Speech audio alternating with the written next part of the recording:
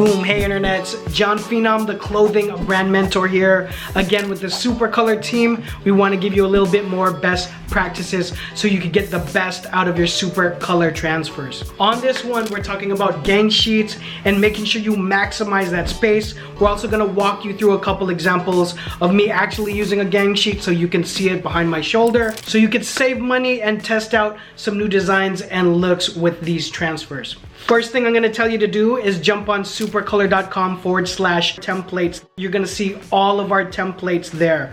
Now, when it comes to Gangsheets, we actually, at the moment of recording this, have 3 different sizes. That's right. We have A5, which is almost the size of half a sheet of paper. And then we have A4, which is almost the size of a full sheet of paper. And then we have A3, which is our traditional Gangsheet, which is the largest Gangsheet we offer at 11.7 by 16.5. Now, before I jump into it, let me say, why would you use a Gangsheet? Many of you already know there's going to be value and savings by cramming as many graphics, especially those little graphics that are kind of in between the other set sizes, kind of ganging them up on a sheet, all of those graphics all together, so you can print multiple graphics in one sheet, because as you might know, the minimum on transfers is 10 pieces. So in those 10 Gangsheets, you can fit a multitude of graphics. Now, if you have a graphic that fits perfectly into one of our other templates and maybe time is an issue, like you don't want to spend time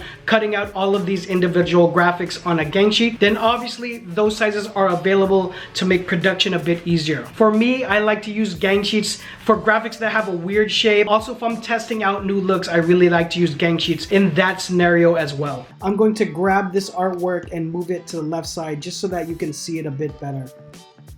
So all of this crammed into the sheet gives me quite a few different graphics. So this here was one graphic. This here was another graphic that I used on the back of an item and also used it on a sleeve. Here's another graphic that is actually on nonbeta.co. These two are basically the same graphic that I use interchangeably on different garments for different types of decoration. Wow, hey guys, we are editing this right now, but the team wanted me to bring up a few more points. Okay, here in Adobe Illustrator, I like to always have rulers on, so I just go Command R. That's the keyboard command, but if you go to View, scroll all the way down to Ruler, Show Rulers, it's going to be the same thing. And you can see that these rulers appeared on the top and on the side here. And if I zoom out and select a specific graphic, for example, let's say I choose this back graphic, you're going to be able to see the dimensions of that. I like to click on Transform, and this will give me all of the dimensions here. Well, height and width are your probably 2 most important ones when you're dealing with graphics inside of the program. Wow, and along that point, I want to give you one more tip for sizing. I talk about this on my YouTube channel. So I have the graphic up here, and we see it's going to be on the Gangsheet. What I like to do is actually physically print out the design, and we've done this in all of my art departments that I work for.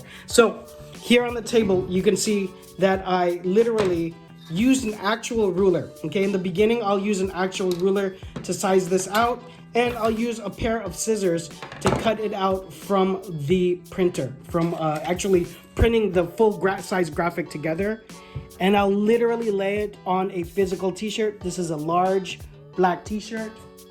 And this way I can get a real visual of what the graphic will look like. And I do this for every single one of my graphics. Well, not every single one, but you get a good idea of what 11 inches and what a 7-inch print would look like. If you're a newbie, this is gonna be a great tip for you, like a super tip. But now, after over 20 some odd years in the industry, I still do it with my graphics today. So that's my tip for sizing. Let's continue with the video. Also an NB logo, a monogram that I use. I just saw this space and knew I could throw this in there, have a multi-use. And this last graphic down here, I just thought I'd use that little space in case I'd ever use this for anything. Boom, hope that helps. Any other questions, please contact us at supacolor.com. We have a whole team on standby, ready to help you as we want to help you make it. My name is Jon Phenom. I'll see you guys on the next one. Peace.